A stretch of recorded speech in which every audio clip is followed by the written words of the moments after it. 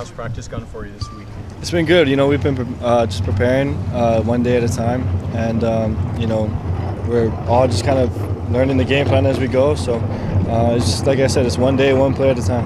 Tell us about Stanford. What do you see comes here in June? They got a really good front seven. So whatever we have to do, we might have to throw the ball a little bit more, or there's some run game things that we can do. We just gotta execute.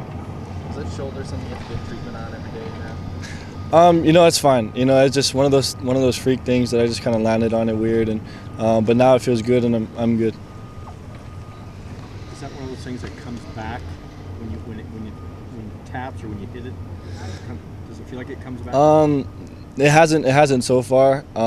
It was just like I said, it was one of those things that just kind of happened, and it just landed on it weird, and it just kind of went. My left shoulder went numb. But after kind of the feeling came back, it was fine the rest of the game. It was the same one as the week before, right? Yeah, but it was kind of in a different spot. So it was just kind of, like I said, it was just kind of a weird thing. Marcus, with these games you've had in the last few weeks, your name has even come up in some Heisman talk. I mean, is that kind of amazing to you from redshirting last year to where you are today? Oh yeah, but really for me, I just try to take it one game at a time, not to think about outside things like that, because you can't really think about those things. But you hear it from family and friends, so you kind of know what goes on. But I can't just let those things affect me. You guys adapted obviously against Cal. Started out trying to run the ball, didn't get going as much as you guys normally would like, so you guys started to throw. When you go into a game, do you have the expectation that you're going to do one or the other more often? Not really. I feel like we're a very balanced offense, and if one's not working, we have the other. So just that kind of having those extra dimensions and having so many playmakers all over the field, I think, makes his offense really good. And if they stop the throwing, then we got guys that can run the ball, and vice versa. Have you seen much of that Texas A&M quarterback? Have you seen highlights or watching games or anything? Johnny?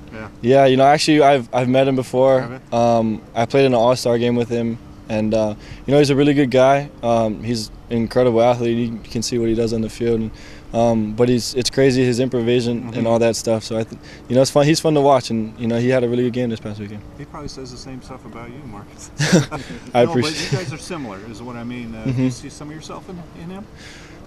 That's hard to say. I guess maybe just improvising, I guess, would probably be one thing that I see that we both kind of have. But I mean, other than that, I think we're good fits for both our teams, and it kind of worked out well for us. How about the Stanford guy? I mean, he's similar too. Mm-hmm. I mean, clearly you watch mostly defense, but Right. I'm sure you've seen him play a little bit. Yeah, that he can run around a little bit. He seems pretty deceptive in his speed. So I guess that's one thing that our defense is to watch out for. You mentioned taking what the defense gives you, but knowing how good Stanford's rush defense is this another game where you think, at least in the back of your mind, you might have to throw the ball a lot again? We'll see. I feel like we have guys up front that can really move the line of scrimmage. So if they get rolling early, you might as well just keep going. And like we say around, if it's not broken, don't fix it. So it's just gonna be how we come out and see what happens. Marcus, when hitters hit, and when they're hitting, they always say they see the ball better. Your pass efficiency is through the roof. Are you seeing the field better? Has the game slowed down? Is that why you've been so accurate? I feel, yeah. I mean, the last couple of weeks and even the last few games, I feel like the game is slowly slowing down, and it's just. I think it's just getting used to what's going on and getting used to just being, playing Division I football. And I think, as I get more comfortable, I feel that, it'll just keep getting slower and things will just kind of, work out for me a little bit more. At what point in your career, we might be going back to Pee Wee, who knows? Did you, you grew up as a quarterback, right? Actually, I played a little receiver until I played like my second or third year in Pop Warner. Then I started playing quarterback. At what point did you say, hey, I can tuck this ball and I can run because I got pretty good speed? Can you take us back to that? Because that's clearly a difference for you. I can't pinpoint a specific moment.